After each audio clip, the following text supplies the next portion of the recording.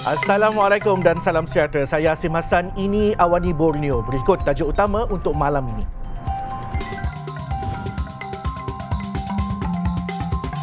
Pagi tadi dia turun kerja hanya sempat phone kami. Sama-sama turun kerja awal pagi tadi. Awal sama-sama ayah aja. Yang malam mesan pergi semayang. Pada ingat Allah.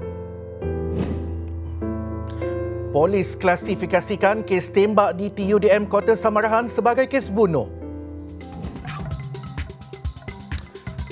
Sabah kekal larang rentas daerah, kata Haji G. Sebelum kami ke laporan Awani Borneo, Perdana Menteri Tan Sri Muhyiddin Yassin hari ini membentangkan cadangan rangka persefahaman rentas parti yang akan dilaksanakan oleh kerajaan sekiranya usul undi percaya yang dijadualkan pada September diluluskan. Atas semangat kerjasama bipartisan, beberapa usul dikemukakan untuk dipertimbangkan pemimpin pembangkang. Antara yang dicadangkan Muhyiddin termasuk semua ahli parlimen akan menerima peruntukan tahunan yang sama tanpa mengira parti politik. Dan bagi mendukung prinsip whole of government dan whole of society dalam memerangi pandemik COVID-19, Menteri Kewangan telah mengadakan libat urus dengan pelbagai pihak untuk mendapatkan input dan cadangan bagi menambah baik pelan pemulihan negara.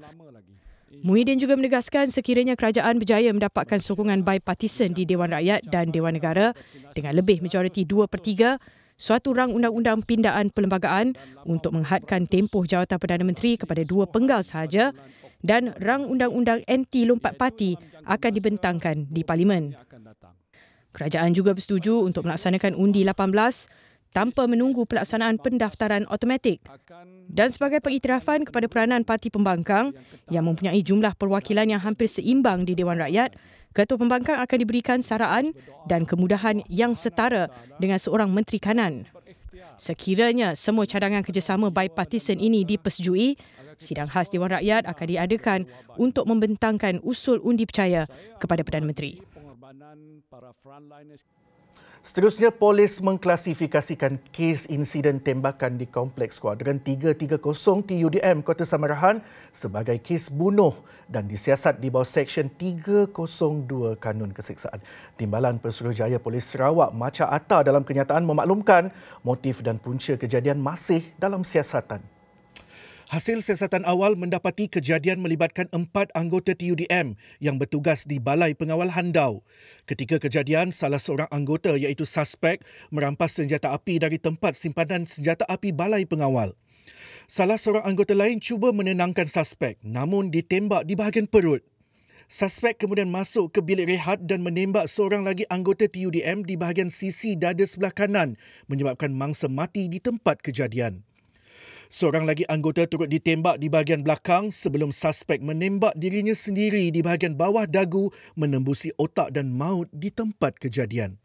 2 mangsa dan suspek mati di tempat kejadian manakala seorang lagi cedera parah sebelum disahkan meninggal dunia pada jam 9.20 pagi di Hospital Jantung Kota Samarahan. Setakat ini, siasatan meliputi pengambilan sampel DNA, senjata, kesan tembakan dan kelongsong senjata serta akan dihantar ke forensik PDRM dan Jabatan Kimia untuk siasatan selanjutnya. Selain itu, pihak polis juga telah meneliti CCTV dan saksi akan dipanggil untuk siasatan selanjutnya. Anaknya bawa 3 orang anaknya. Bawa 3 orang. Yang seorang bawa sampai 2 bulan. Bawa lepas pantang bin isteri. Anak lelaki. Anak lelaki yang selalu madanya bawa anaknya. Bawa 10 orang. 2 bulan tu anak lelaki ke? Anak lelaki yang bernama Dogen. Jam sini? Jam di kampung Senyawan. Sayunya hati Sharif Muhammad Sadam Al-Atas Wan Sabli, adik kepada Korporal Sharif Muhammad Siddiq Al-Atas. Abangnya itu baru saja menimang cahaya mata ketiga 2 bulan lalu. Mengingat gurauan keluarga, abangnya pernah memberitahu mahukan anak yang ramai agar keluarganya lebih meriah. Disifatkan sebagai seorang yang prihatin dan suka ambil berat tentang keluarga, Korporal Sharif juga seorang yang suka mencuba hobi baru. Dia cerita pasal nak pergi mancingnya dah. Dia nak beli pancingnya dah. Oh, sini mancing ya Cik Madan? Saya dah ada di situ. Oh, dia nak minat mancing lah? Dia baru nak mencuburi. Pagi tadi dia turun kerja hanya sempat hon kami. Sama-sama turun kerja awal pagi tadi. Awal sama-sama ya aja.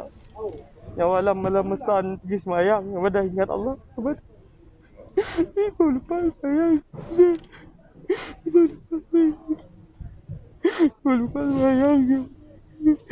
Oh, jangan lupa sembahyang kan, sembahyang kedai kan. Jangan lupa sayang. Kau ingat Allah pada kita tahu bila mati. Kita tahu bila kita meninggal. Walaupun perit, keluarga redha dengan pemergian Korporal Sharif, anak kedua dari 7 beradik itu. Yang jenis meriah yang penyeri dan untuk orang. Jadi orang nak berkontak. Kadang-kadang ambil kontaknya macam Nya tinggi nak buka kedai dekat area Samarahannya. Yang cakap ambil balik Sinun, buka sama-sama.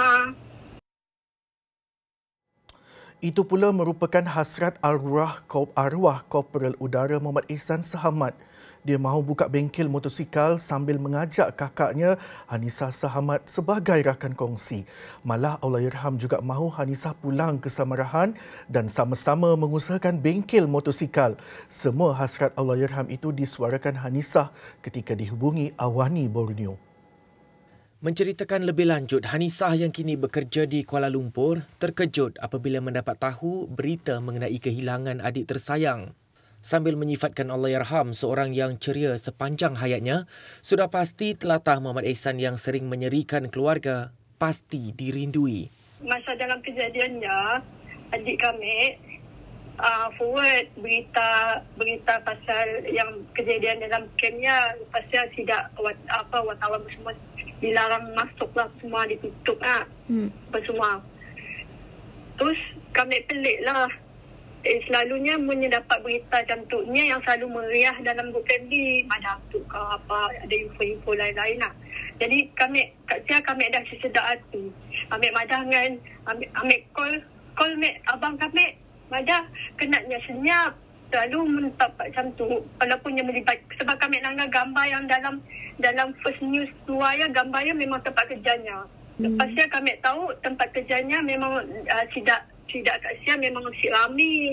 Jadi Sidaknya selalu jaga pos pengawal je. Memang anggota Sidak si Rami just jaga tempat je. Katanya lagi, arwah merupakan seorang yang sangat peramah dan sangat rapat dengan keluarganya. Menurutnya, kali terakhir dia berjumpa dengan arwah Ihsan pada Ogos tahun lalu susulan PKP. Allahyarham merupakan anak ke-6 daripada 10 adik-beradik. Seterusnya, nak hidup atau mati. Demikian ungkapan terakhir anggota TUDM yang juga suspek sebelum menembak mati 3 rakan sekerjanya dalam kejadian di Kem Skuadron 330 TUDM Kota Samarahan pada awal pagi Jumaat. Dalam kejadian sekitar pukul 7.15 pagi itu, suspek yang berasal dari Lundu itu datang ke Balai Pengawal Handau dengan menaiki motosikal. Menurut sumber, suspek berpangkat korporal itu masuk dan mengambil selaras senjata senapang sebelum mengacukan kepada salah seorang anggota yang sedang bertugas. Melihat tindakannya yang aneh, salah seorang anggota menegur suspek. Namun dia bertanyakan nak hidup atau mati sebelum seorang lagi cuba menenangkannya. Namun teguran itu bertukar tragedi apabila suspek bertindak menembak ke arah perut mangsa dan melepaskan tembakan ke arah 2 lagi mangsa sebelum menembak diri sendiri. Sebenarnya baguslah sebab peratus di Sabah yang ambil sudah vaksin ini masih kurang. Jadi kalau sebolehnya kasih boleh itu rentas daerah, biarlah kita mencecah sebanyak 50% yang sudah ambil vaksin baru okey lah.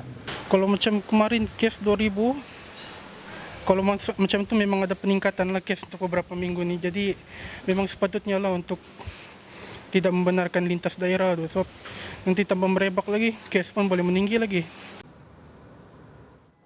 Susulan peningkatan kes COVID-19 di Sabah sejak 2 minggu lalu, Ketua Menteri Sabah Datuk Seri Haji Nur menegaskan kerajaan negeri akan terus meneruskan penguatkuasaan sekatan pergerakan rentas daerah di negeri itu. Katanya beberapa sekatan jalan raya akan dibuat dan meminta semua rakyat di Sabah patuh kepada SOP. Kemas kini garis panduan dan SOP Fasa 2 PPN di Sabah semalam menjelaskan rentas daerah masih tidak dibenarkan kecuali melibatkan kes keseremasan. tugasan dan janji temu vaksinasi. Malah, semua pihak perlu mendapatkan kebenaran polis bagi sebarang perjalanan rentas daerah. Selain itu, Haji G menasihatkan rakyat Sabah supaya kekal duduk di rumah dan tidak melakukan aktiviti sosial berkumpulan.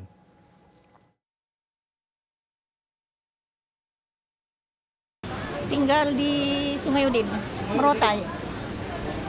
Jam berapa lagi dari sana tadi? Tadi sampai sini jam 7.30.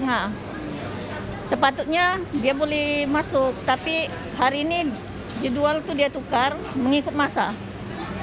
Jadi terpaksa lah tunggu sampai jam 1 baru boleh masuk. Risau tu memang risau lah sebab kita tidak tahu orang lain tu ada ke penyakit tu, tidak ada. Kita bersesak-sesak dekat-dekat pun. Memang kami agak risau juga, terutamanya orang tua-tua sekarang kan. Orang sekarang berpusu-pusu lagi. Dulu rakyat tidak seberapa abaikan pasal vaksin. Sekarang rakyat berpusu-pusu, berebut-rebut ambil vaksin. Tengok keadaan sekarang, rakyat sampai di luar berjemur berpanas-panas. Kalau boleh saya mintakan penguat kuasa untuk tambahkan lagi satu kanopi supaya rakyat boleh bersusun atur macam mana. Penduduk di Tawau diingatkan supaya hadir ke PPV mengikut masa janji temu supaya elak berlakunya kesesakan. Tinjauan Awani Borneo di PPV Dewan Masyarakat Tawau mendapati rata-rata penerima vaksin bukan sahaja datang terlalu awal, malah ada yang datang 4 jam lewat sekaligus mengganggu proses janji temu. Kebanyakannya masyarakat di sini datang tidak menepati waktu jadual vaksin yang telah diberi melalui MySejahtera. Contohnya apabila jadual vaksin pada pukul 8 pagi, yang pukul 12 petang hari, yang pukul 2 petang pun datang juga bersesak-sesak untuk mendapatkan vaksin pada pukul 8 pagi.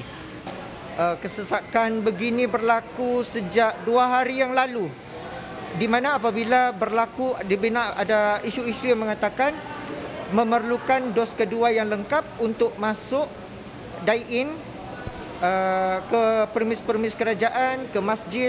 Itu yang menyebabkan kesesakan berlaku mendadak.